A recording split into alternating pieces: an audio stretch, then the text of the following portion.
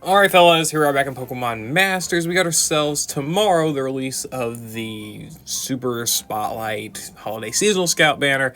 I'm not even gonna try and make this a long video, trying to go over each character's kit individually here, because there is 10 of them.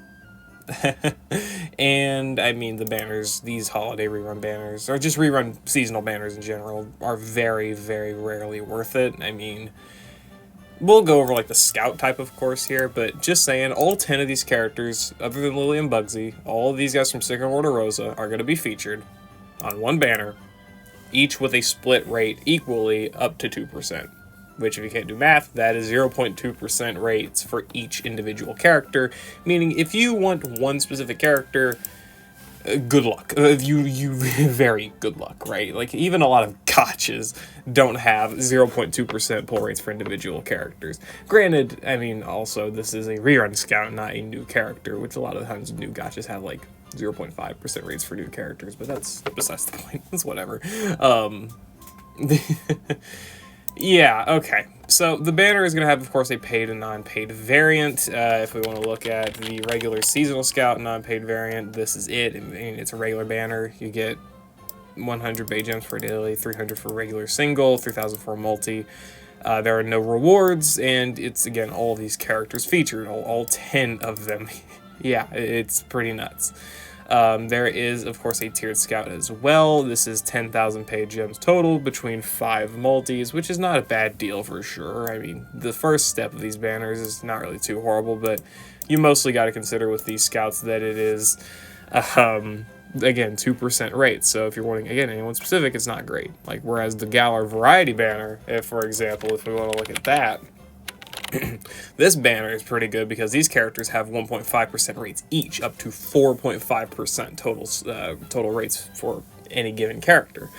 And having the same multi-system here is pretty good, just because obviously you've got yourself 4.5% rates per single for each character, meaning that these 1,000 paid gems for 11 unit multis, pretty much, over, it's better value than daily discounts, looks a lot more appealing. Again, this scout does not really have that, considering it is so tough to get any specific character, and each crate is still only 2%, so it's effectively like going for any other Poke Fair or regular seasonal character, right?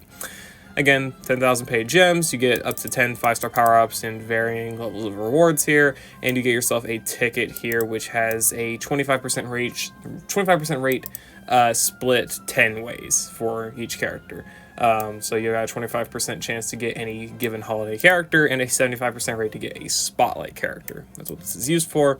And of course, at the end of this, you get to select a sync pair. So if you're going to spend paid gems and you want one of these characters, 10,000 paid gems, you select one. That's literally the best and easiest way to get any one of these characters you may want.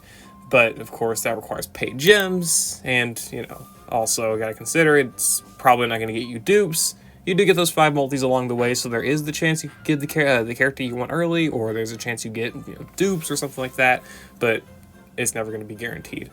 Of course, these banners really just don't have a lot of value. The best value to get seasonal characters is in, like, literally mixed scout pools or select scouts during the anniversaries and sometimes the half anniversaries. Those are your best chances to get seasonal sync pairs on their reruns, so just in my best advice, skip this banner entirely in all of its fashions, the tiered scout and the regular scout, and get the character you want off of a seasonal select, which are very most usually 3,000 paid gems, and you get to select any of a given seasonal sync pair. It's just far more valuable, and in my humble opinion. Anyway, I guess we'll go over the characters now. I'm going to just do a really brief overview of each of them individually. I'm not going to go too deep into what kits they have. If you want to see that, there are like showcases of these characters and like runs of these characters in different videos over YouTube. Search up the character name, Rosa Holiday 2019 or something, and you'll find showcases of them from years ago that mostly still hold up in the form of these older characters, considering seasonal characters do not get boosts like grid expansions or fair tiles, or very rarely they get lucky skill cookies. I mean, Fall Caitlyn got one, and that was pretty decent, but that was an anomaly, if anything. Most of these characters don't get too much. I don't think any given holiday sync pair other than, Sycamore and Viola weren't even out when these were released, so it was literally just Lily. Then they got their guaranteed cookie here, which Lily's was Speedster Sync, and Bugsy's was, I don't even remember what their skills are. Team Sharp Entry. Ooh, that's not bad. Anyway, whatever. Let's go over Rosa, sure.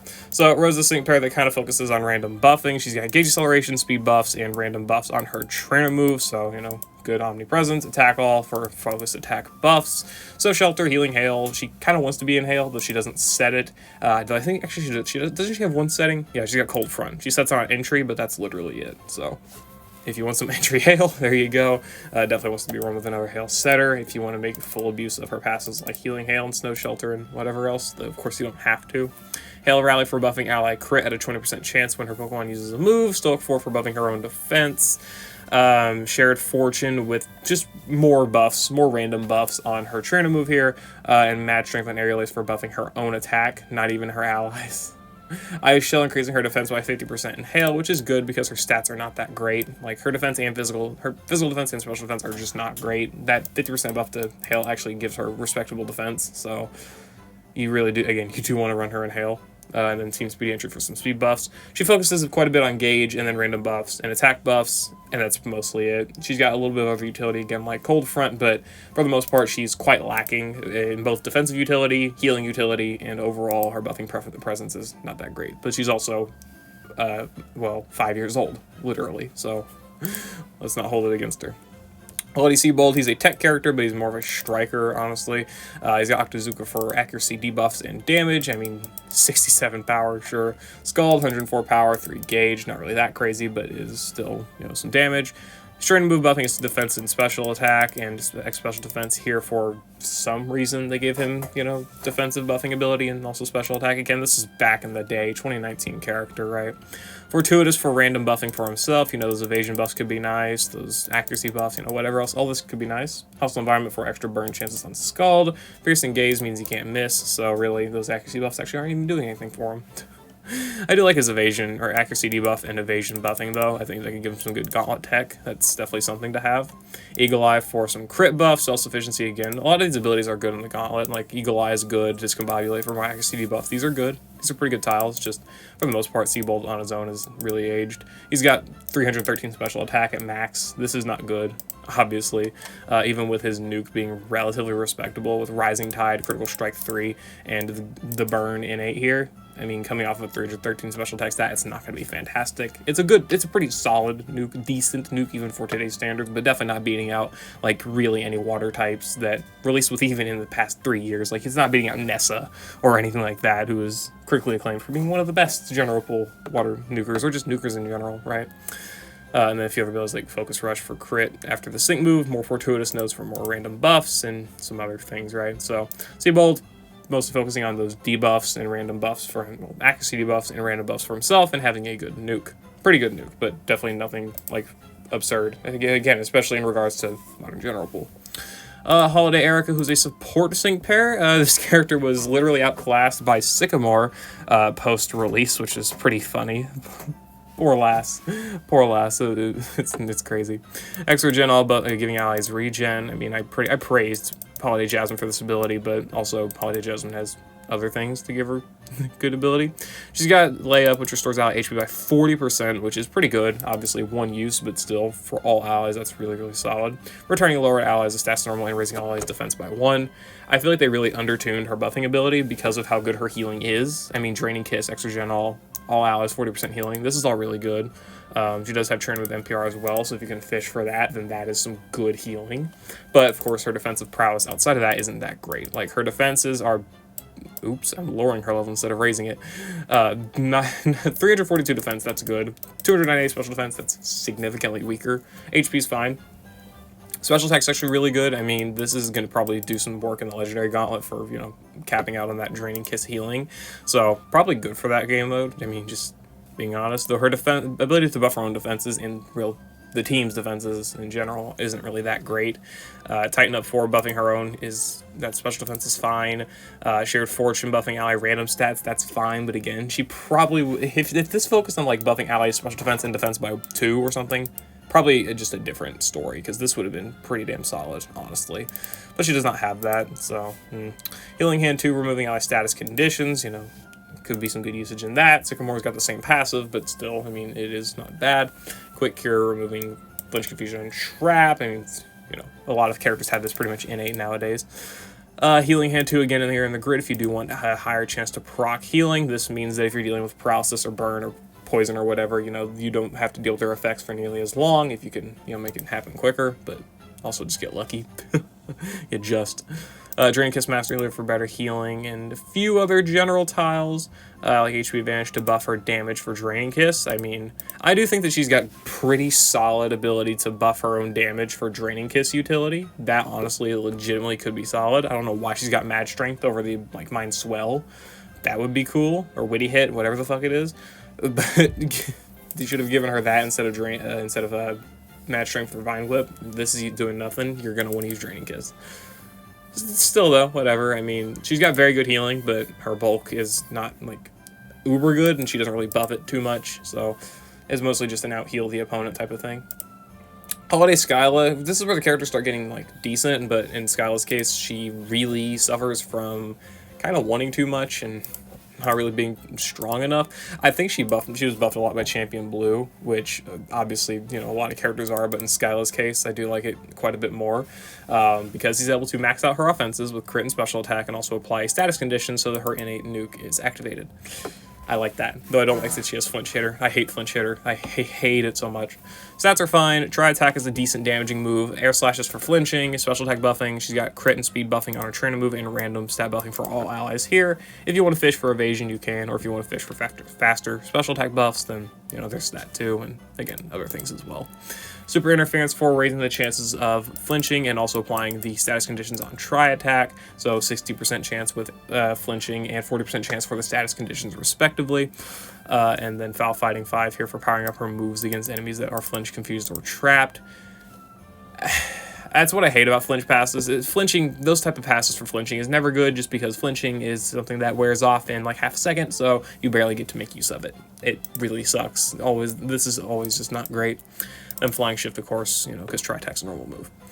In her grid, she's got a few other abilities, like Impervious for preventing stat debuffs, Team Lucky Entry for random buffs for the team on entry. I mean, Scorcher 2 for extra burn damage, Soup Up for extra special attack buffing, but of course mostly the big ones are her nuking things and DPS things like Dirty Fighting, Ramming Speed, Rising Tide, Flinch Hitter, and the 2 Sync Nodes. You know, she's got a good Sync Nuke. Rising Tide plus the innate here and Flinch Hitter are all good. It's just getting all of those activated kind of sucks. Rising Tide, you need 18 different buffs to be fully activated. You need this, you know, the innate status condition, which is probably the least annoying thing to activate, again, especially if you are bringing like Champion Blue, who is releasing very soon as a supportive partner. You know, that's not bad. And then activating Flinch Hitter is easily the hardest, just because you have to land the flinch, and of course it has to not wear off by the time you use your sync move, which is pretty annoying a lot of times outside of like the legendary gauntlet, just especially because of how long flinch lasts. It is very annoying, at least in my opinion. So you're not too bad of a character, but obviously there's just better options nowadays. I mean, her Anniversary Self is just a better option in all aspects. Leon Holiday, he's a very, very single brain focused damage dealer. I mean, Mighty Command, Victory Flex, buffing attack, playing physical moves next.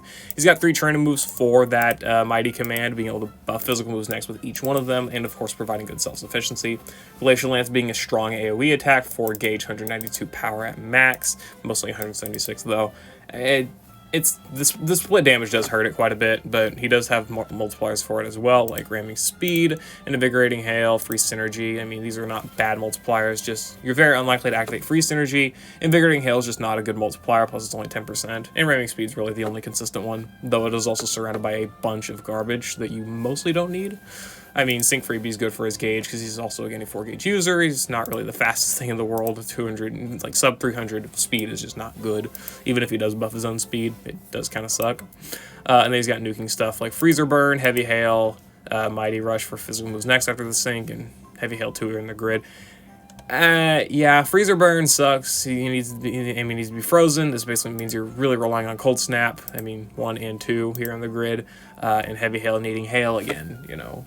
You need Hail for a character that can't set it, and he doesn't directly get buffs from it, again, outside of the fact he gets multipliers off of it. So you really want to run him with his counterpart, Holiday Nessa, or that's what the design intent was, though these characters nowadays, of course, they were good pairing back in the day, but not really so much anymore. I mean, they pair well enough, but it's not as if they're KOing top stages or whatever else like that.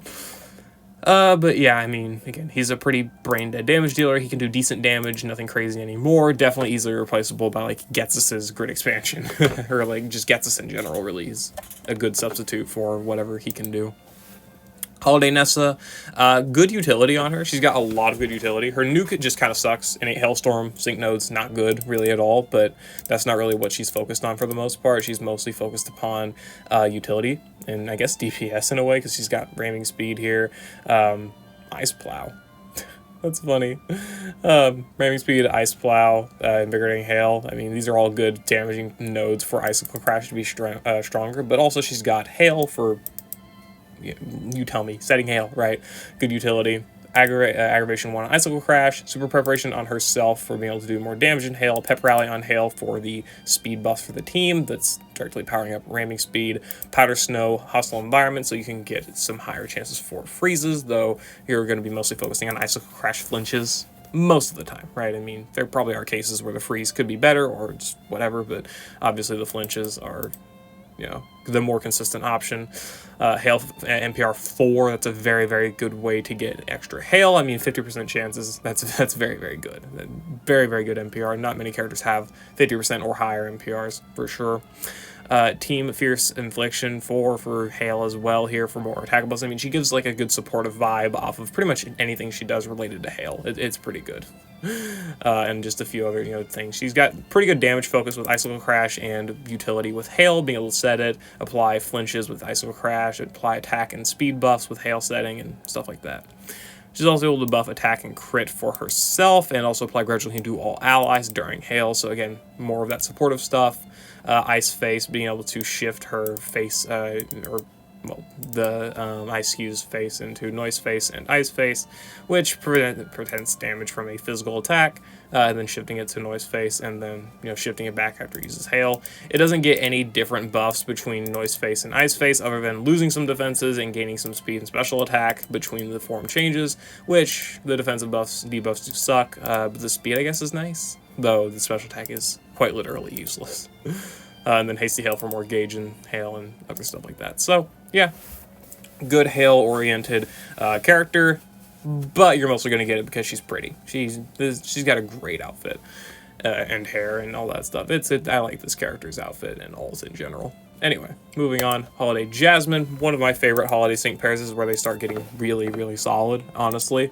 Jasmine's definitely got good utility. She's got super effective next, potions, defense and special defense +3 for an ally, and gradual healing and endurance, because this is a selectable move. These are all just good defensive utility. These two are good for defensive utility, and of course super effective next is good for enhancing damage. She can also apply physical or special moves next buffs on her trainer move depending on which of these passives in the grid you select, so she's got even more offensive enhancement there. Static Cling for guaranteed paralysis, Team Shout for attack or special attack buffs if you do want to have those. Again, you know, in longer battles this could be more helpful. Team Fierce Entry and Grand Entry if you do need those buffs a little bit faster here as well. I mean, that just, it's there. Super effective next NPR for more super effective next. Challenge. What? Jasmine does have good prowess in the damage challenge as well, because she can, of course, paralyze with Thundershock if you do pick up, you know, the hostile environment and stuff like that. Or, of course, you can also just pick up the Static Cling for the guaranteed paralysis, though you do have to, you know, kind of rely upon reactionary passive, which is a little bit annoying. But she does also have the super effective next, which is good for the damage on an ally. So she's not like a top tier grand option for the damage challenge, but she does have legitimate use and niche in there, so just wanted to mention that for her. In the modern meta, she's got double potion NPR and double potion master healer. Very, very good stuff. You know, more chances for potions, just better defensive utility for the team. She's also got endurance, full bracing command 9, and team critical command. These abilities provide her own set of endurance and defensive buffing, so you can focus all of these on an ally instead of on her. And also being able to buff ally crit just gives her more damage buffing utility for the team. When Mega Evolves, she gets debut regen and then full bracing command +9, giving her faster defensive buffs, and of course the regen for some more take healing for her own, and defensive buffs on the Mega effect as well, making her defenses very respectable, and top of course, all the other good defensive buffing and healing she can apply. So still a very, very solid character to pick up, honestly. Like, if you are trying to pick up one of these characters, Jasmine is easily one of the best to pick up, for sure, and still has good usage in some of the modern game modes. I mean, I could definitely see good usage in her for a high score event if she ever gets boosted in some stage. She's definitely got good, again, solid utility in the damage challenge. Great character for the legendary gauntlet. I think ultimate battles are where she could, like, you know, struggle the most, but again, having defensive buffs this quick for an ally on top of endurance, and having the double potion NPR master healer, you can make most of anything work, you know, with enough luck. It works for sure. I mean, it's pretty good. Holiday Jasmine. Whitney, this character's got focus on 3 separate terrains, which are set by the trainer move. She sets different terrains depending on how much MP is left on move gauge boost. For example, if she's got 2 uses left, then the field of play is turned into grassy terrain. If it's got 1 use left, it's turned into psychic terrain. And if it's got no uses left, it's turned into electric terrain. So she's got the ability to set the 3 separate terrains, other than, you know, Misty, which doesn't exist in this game, and then also applies different buffs and debuffs, you know, related to having those terrain effects activated. Via these passes, she's able to debuff enemy defense and raise ally defense. I think, yeah, raise defense of all allies, lowers defense of all opposing sync pairs. When attacking in grassy terrain, she's able to debuff all ally special defense and raise debuff all enemy special defense and raise all ally special defense when attacking in psychic terrain, and, you know, same for speed debuffs and buffs in electric terrain. Pretty good stuff, right? She's got good debuff utility. She's got Horn Leech for damage on grass types and healing, or grass weak enemies, and healing as well, most importantly. This is just a great form of healing enablement. Headbutt for flinches could be very, very good as well. I had my Holiday Whitney at 2 out of 5, so I was building a grid, or was using someone else's grid. I'm pretty sure I stole this from somebody. I don't remember who. But anyway, she's also able to, of course, with dupes, do better flinches with Headbutt, with the aggravation, terrain sync up, and interference sync up, as well as the innate multiplier. These give her a lot of multipliers and a lot of extra juice on her sync nuke, giving her a very good normal nuke.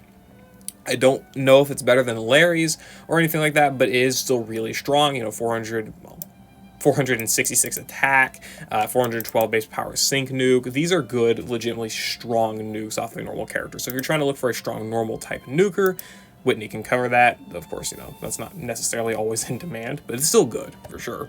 And again, her other utility is good. She's got move gauge boost pep rally, so you can get speed buffs to the team. Sync burst, so you can get extra uses of move gauge boost and the trainer move. Though, of course, you do have to play around the MP for move gauge boost for the different terrains you may want to set. Empowering overgrowth, powering up her moves in grassy terrain, which gives you more healing on Horn Leech and, of course, more damage.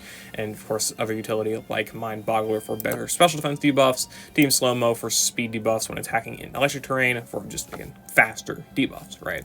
So Whitney does legitimately have a lot of good utility on her, and also some pretty good damage and nuking ability. Again, very versatile in her assistance to the team, with the ability to set grassy, psychic, or electric terrain depending on the circumstance. Resonates very well with Sawsbuck's different forms. Holiday Viola, releasing last year. Of course, her and Sycamore are going to be probably claimed to be among the best, you know, still just because they're so recent, and of course they've, you know, been able to keep up. I still think Holiday Jasmine is still one of the best, despite the fact that she's literally 2 years old. It's pretty good. Anyway, Viola's got Struggle Bug, Bug Wish, her Buddy move, and her Trainer move. This gives her good self-sufficiency for special attack and crit buffing. Bug Wish, of course, for Bug Zone. Struggle Bug for debuffing enemies' special attack. And her Trainer move, which does -1 to all of the enemy stats. And it hits all enemies, of course. And it leaves the enemy paralyzed and confused.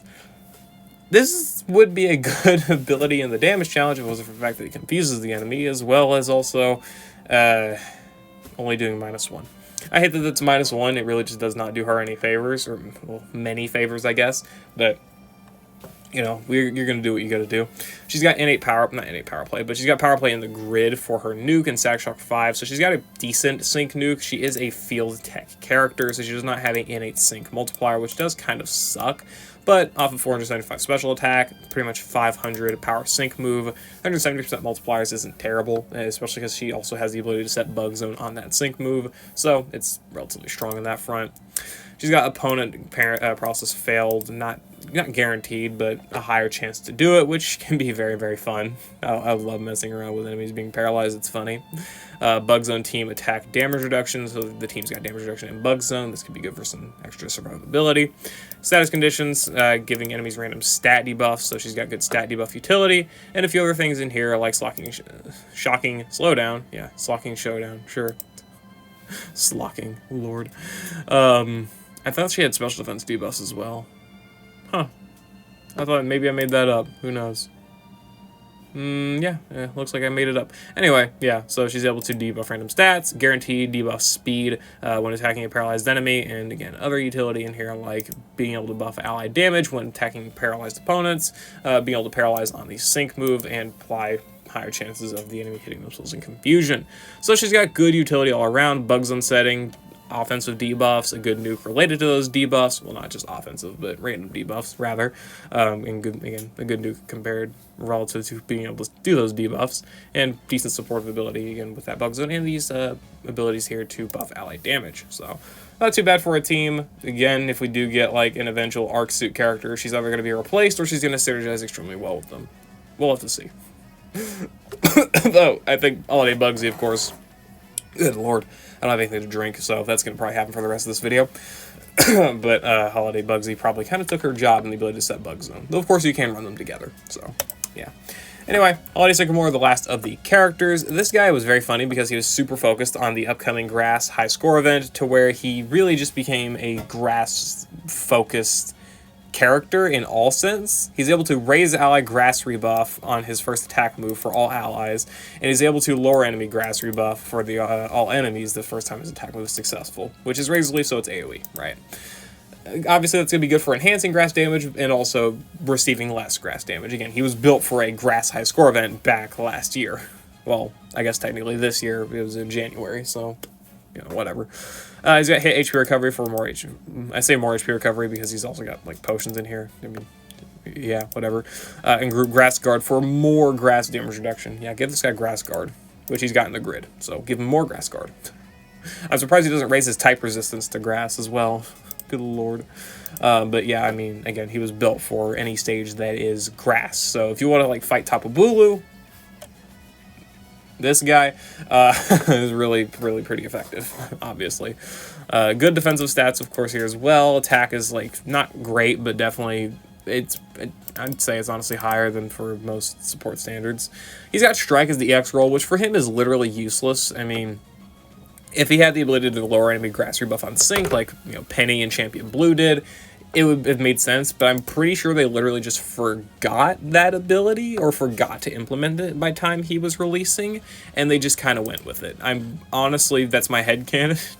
That's my real-life headcanon for what happened with this guy, just because I'm surprised they gave him Strike for no reason. Because if they gave him Tech, it would have made enough sense. I mean, you know, Strike Tech, or Support Tech, you know, whatever.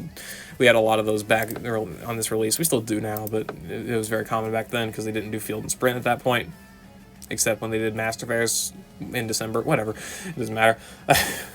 But Strike didn't make sense for this guy. That's the point. Whatever. Other than that, he's got other abilities here, mostly for grass tanking, like Grass Guard and Debut Grass Rebuff, giving himself another layer of grass rebuff and another layer of grass resistance. Triage Tank for being able to restore his own HP. It kind of sucks this isn't Team Triage Tank. I don't really know why it isn't either, considering grass types are always very focused on healing, like, not always, of course, but, like, grass types, you tend to put that correlation to, like, supporting or healing allies. Well, Sycamore said, nah, me. Me alone. Anyway, opening blockade, applying damage reduction screens, that's what they're called, to the ally field to play on entry. I don't think he's got another way to set these. He's got, like, critical hit defense, that screen, on his trainer move, which is selectable, but I think these should have been, like, settable on sync or something, but that's okay. Other abilities like Revenge Boost for some gauge, Train with NPR, which is good because his train move is pretty solid, being able to buff ally defense, special defense by 4 in one move, and buff ally speed as well. NPR on this would give you +6 in the defenses and +4 speed. That's pretty respectable for sure. He's got Train with NPR, not Train with NPR, Potion NPR 3, as well as 2 Master Healer nodes. Obviously not as good as double nodes of Master Healer NPR 2, but or NPR3 even, imagine. But, I mean, it's still good. It's definitely better than one node of NPR2. Hello, Milo. with your mini potion, not even a regular potion. Cool guy. Cool guy. Anyway, Team Sync Regen for more ally healing. Of course, again, his HP recovery is mostly limited to himself, but the Sync Regen and the potions do apply to the allies, which is good. I just kind of wish it was more focused on all allies. Would have given him a more legitimate niche, because right now he's just kind of a bulky support for himself and bulky a little bit for allies. Not really too crazy. Still, though, yeah, not too bad of a character. Again, you can get good defensive prowess out of him, and really obliterate Tapu Bulu if you're feeling it. So, yeah. Anyway, that's pretty much my overview for these holiday banners. We just hit the 30-minute mark, which is great. I did pretty good time for 10 characters. I know I didn't go into too deep detail on all of them, but, I mean, there's not really too much to go into on some of the older ones, and a lot of these you can get the good gist of just from a few sentences for the most part. Obviously, if you're going to, for some reason, summon on this banner, and you're wanting to know who to go for whatever reason, if you don't have it already planned out, I don't recommend it. Neo Champions are coming up. We already have other Master Fairs up and an Arc Fair up. And even better, like Poke Fair Rerun Scouts. Even the Variety Trio banner is far better than the Scout. There's so many just better banners to go for. But if you want to summon on this banner, for whatever reason, best characters to go for are easily between Viola, Jasmine, and maybe Whitney, honestly. I think Jasmine is easily one of the better characters to go for just because of her amazing defensive utility, plus the ability to have the fact that she's got these utility things that are pretty much keeping up with modern meta. Again, super effective next process. These are basically damage challenge staples, defensive buffs, and all of that. Great for literally anything. Be good in the high score event, not damage challenge, but the ultimate battles, legendary gauntlet, all of that. These are just great abilities. Offensive enhancement, which people love to see in a character that even has just a defensive focus. Just a great character all around. Viola, pretty good bug setting ability. I think her ability has definitely been dampened by the fact that Bugsy's released. He's definitely kind of taking that slot, though he only having 2 sets of Bug Zone, even if it is extended, does suck. So Viola can still pick up slack there with her Bug Wish, her field setting of Bug Zone, and the fact that she has NPR, so she's just the premier bug setter. Her nuke is pretty solid. Again, it's not amazing, great, or anything like that. Well, it's great, but it's not 10 out of 10 nuke or anything like that. It is still good, though, definitely serviceable, especially because, again, the fact that she is setting bugs on top of it, and it directly empowers other characters like Hilbert or fucking Alder, whoever you want to run, and any potential bug Arc Fair in the future. Please, Alder, God, be a friggin' Arc Fair. My lord. And then Whitney with her, just very, very good versatility in different settings of utility, like the terrains and her debuffs and her healing for herself and her nuke. These are just very good tech abilities. And Sycamore, I mean, honorable mention. In my opinion, Sycamore is an honorable mention just because his stuff is good, but honestly, I think a lot of the time he's playing second fiddle to Jasmine in terms of what he does. But still, not a bad option if you do like him or Go-Goat, or if you want to pick up, whatever. So, yeah, that's my thoughts on this holiday tiered Scout and I guess regular Scout too. Good luck if you're summoning, really. I genuinely wish you the best of luck, Merry Christmas, all that junk, but just don't save yourself the gems, the pain, the misery, and the lack of a holiday spirit, because you will not have one anymore by the time you're done summoning on this. So, yeah. Whatever, I'll see you later. Hope you all enjoyed. Peace. Yeah. That outro.